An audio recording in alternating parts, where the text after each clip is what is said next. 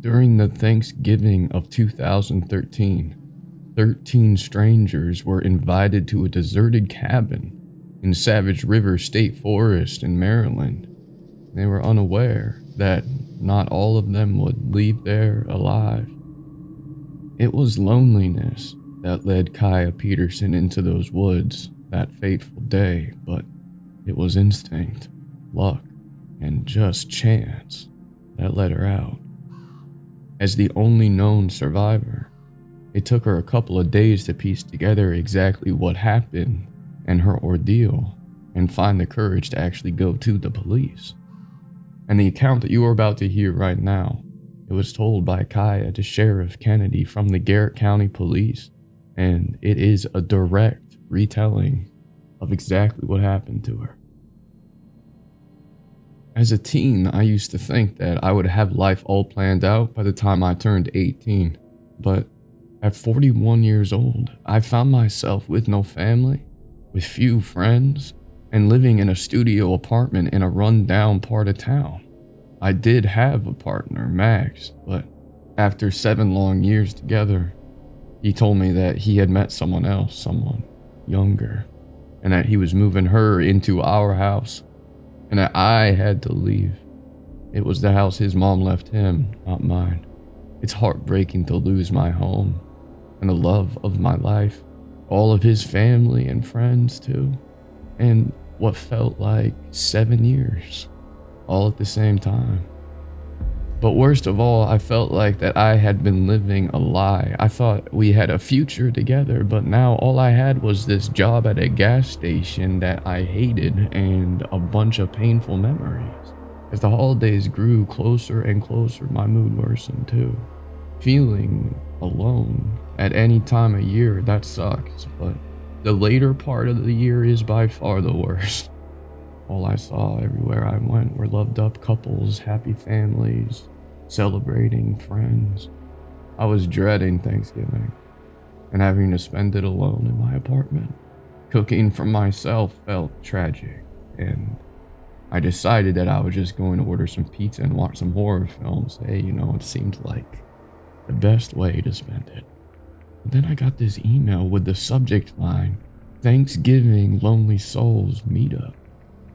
As I read that, I had no idea that I was about to open one giant can of worms, and that in doing so, things would never be the same again. It was from someone called Jed, who I didn't know, but on reading the email, it looked legit. He had found me on Facebook. He'd seen some of my public and admittedly tragic, at times, social media posts, and he reached out to me and other lonely people in the local area. It transpired that he was inviting me to some lonely people's Thanksgiving hangout. We exchanged several emails, and he told me how he reached out to lonely people every holiday season, as a few years ago, he had been in such a dark and lonely place himself that he'd wanted to end his own life. So back then, a woman called Nina reached out to him and saved his life. Now, he and Nina, they were together and helped other people find some company and comfort, during this time of year. I sympathized with Jed, and I really enjoyed chatting with him. And then suddenly, I didn't feel quite so alone, and the prospect of spending Thanksgiving with him and Nina and other like-minded people, that, sounded like a good idea. He sent me the details and said due to the rural location of the cabin, that we were all meeting in a parking lot by the west part of the Savage River State River, and that we would walk from there.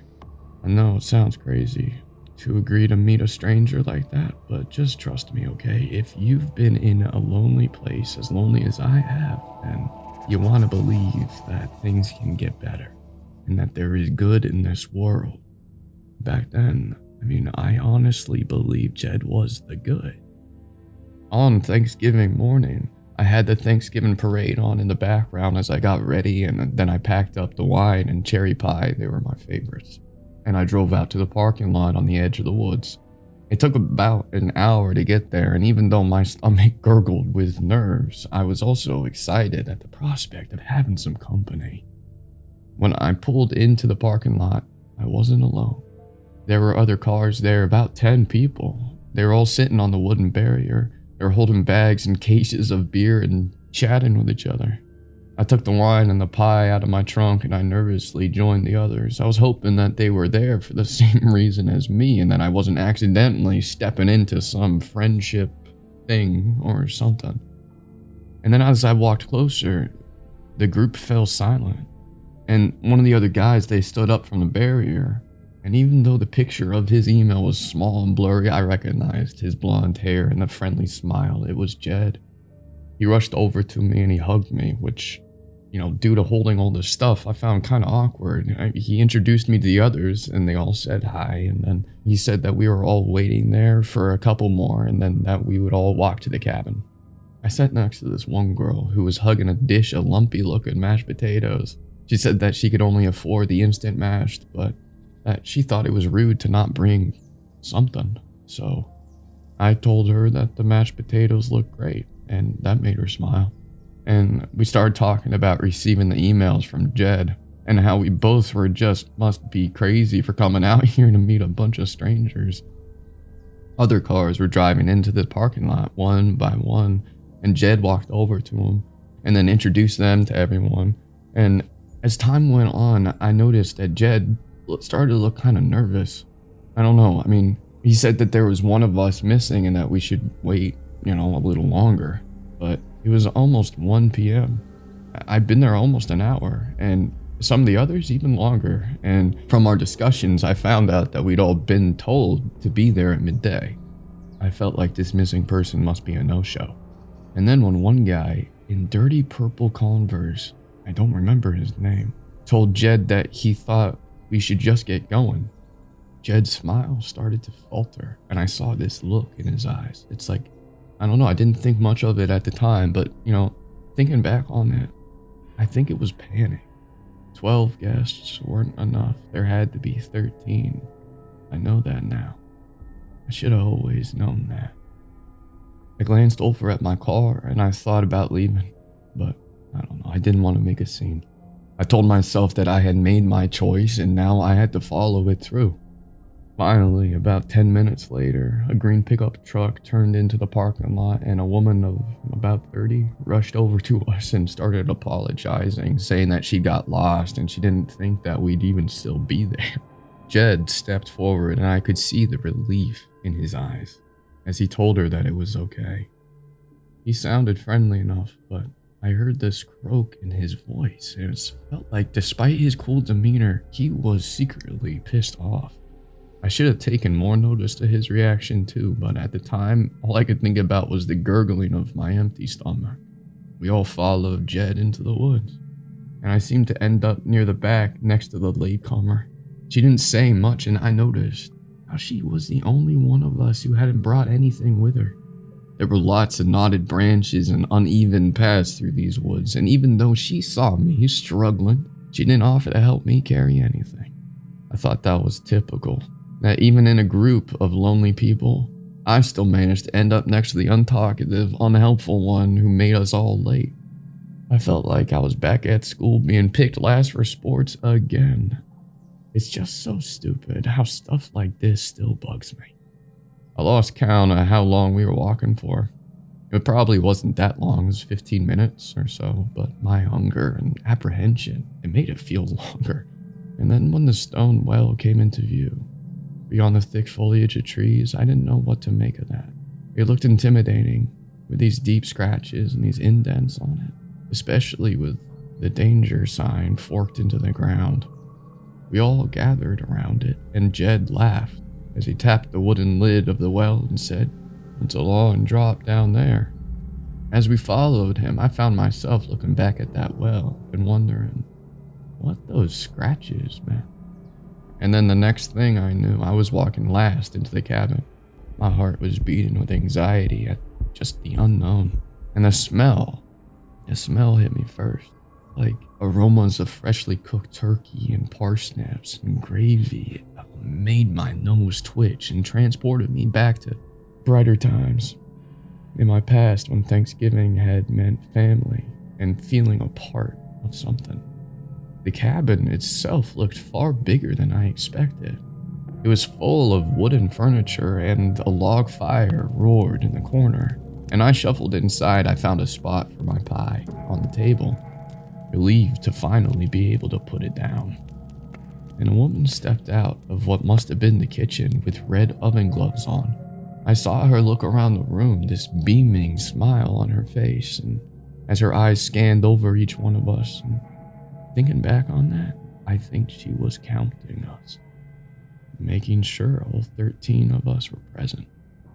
And then after this, she gave Jed the slightest of nods, and then he wrapped his arm around her and said, "This is Nina, my incredible girlfriend and cook extraordinaire.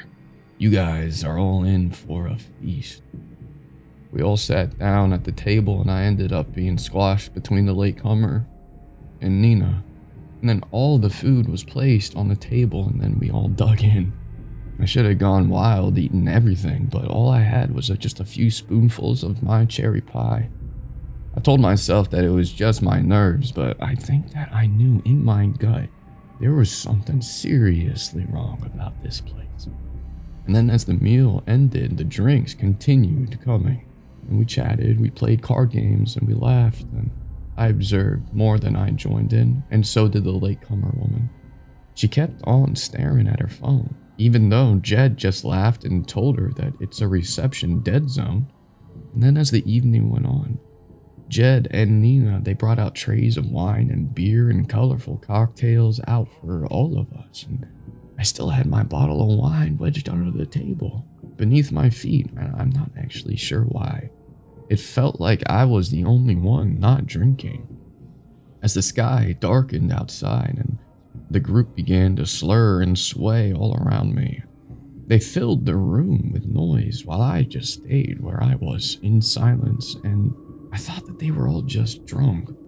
But it wasn't long before I realized it was more than that. I noticed Jed staring. He came over and he asked me if I was okay and if I wanted to drink. I told him I was good, and he smiled, and then he walked over to Nina, and he was talking to her when the guy in the dirty purple Converse fell to his knees, and he let out some slurred nonsense, and then he hit the floor. And then as he lay there, motionless, I looked him in the eyes, and I saw them looking directly at me, alive with fear. He was unable to move an inch, but he was fully conscious. He was the first to go, and then one by one, they fell like flies, every single one of them, except for Nina and Jed, except for me. All of them lying on the floor, their alert eyes showing their inner terror. They must have been poisoned. It had to be from that food and drink that Nina and Jed had prepared. The narrative switched so suddenly I found myself temporarily frozen as the others. The cabin didn't feel cozy or welcoming anymore. It was a horror scene. Jed rolled up the sleeves of his checked shirt, and then smirking at me, he said, "There's always one that has to make things difficult." I heard Nina say to him, "Hurry it up and sort it out. Thanks to your bad vetting, we don't have time for this." And while they seemed so caught up in this moment, I discreetly lifted my bottle of wine with my feet, and I managed to grab it as Jed stormed toward me, his fists ready, and his eyes were hungry for violence. I gulped back my fear, and I struck him with the bottle. I was trying to connect with his head, but then he ducked and it collided with his shoulder. He swore, and he fell backwards, and in that moment, I ran. I remember running across the room, but tripping over the girl who had brought the mashed potatoes. While trying to sort myself out, something sharp connected with the back of my knees. Suddenly, I was falling down on top of the girl. Our eyes met, and then I felt something hard hit the back of my head. I could hear the world around me, but it looked like a black fuzz. I heard footsteps, frantic voices, and the sounds of bodies being dragged and thumped across the floor. And as my haze began to fade, I could see Nina struggling to pull the latecomer woman's body out by her feet. And as she disappeared through the door, I managed to drag myself across the room and crawl under the table. Pain and adrenaline flooded through my body, and I felt the sticky floor dampen my legs.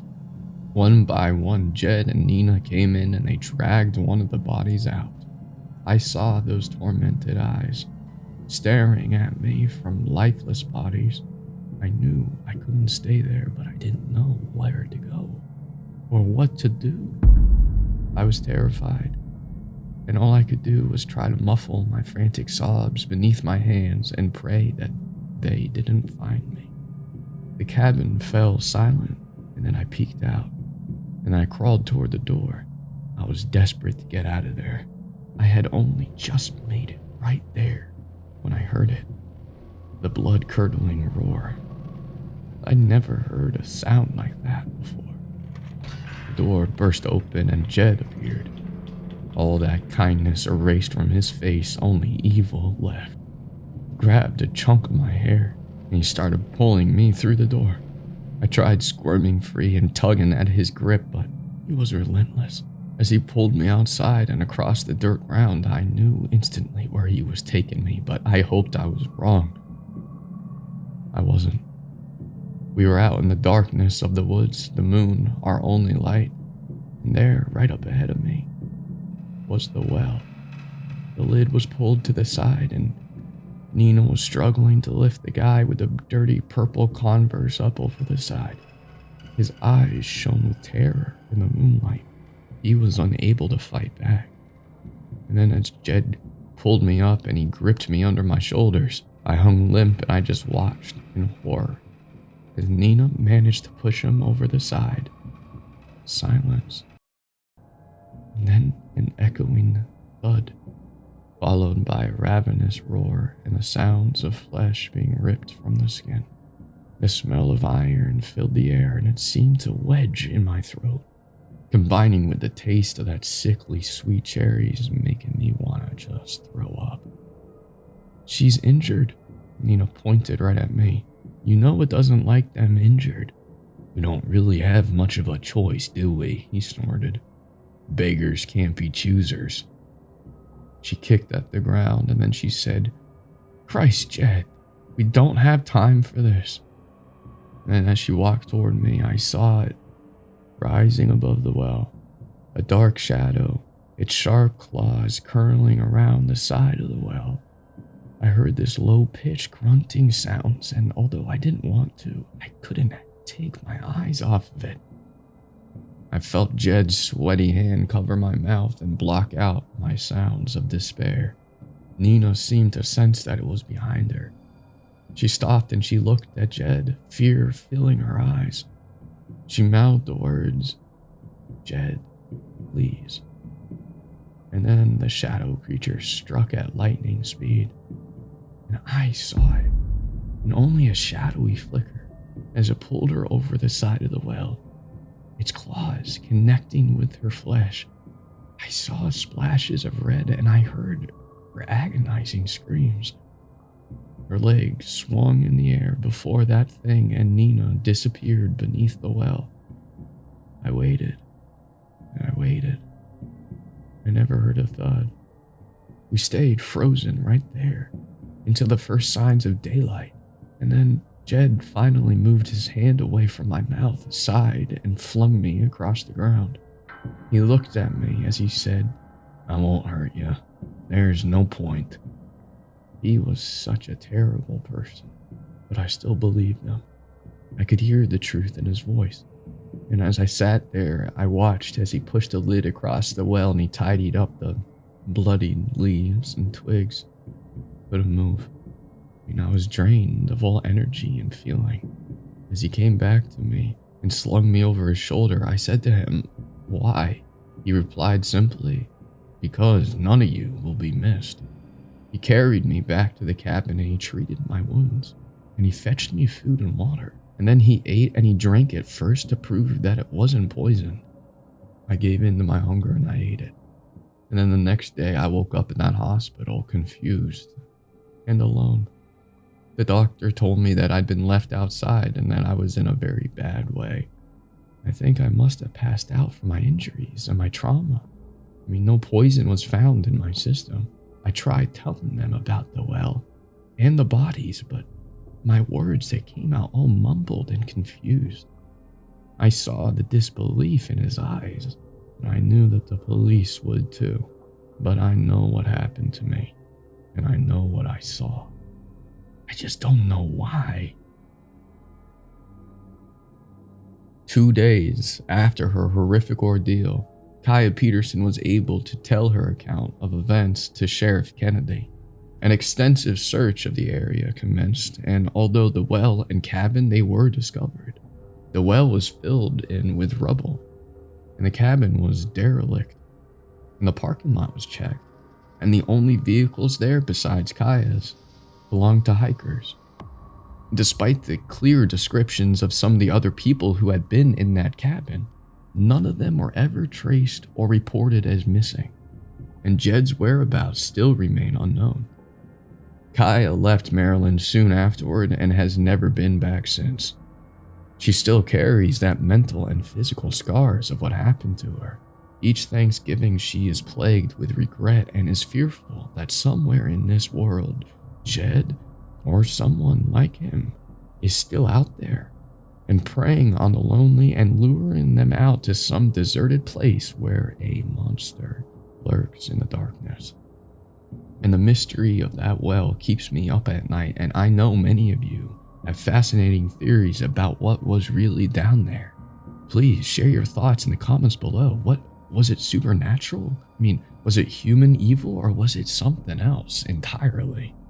I read every single comment, and I love exploring these dark mysteries with you all. And if you're new to our horror family, please hit subscribe and consider becoming a member for some exclusive content and for the best community in the world. Thanks for watching.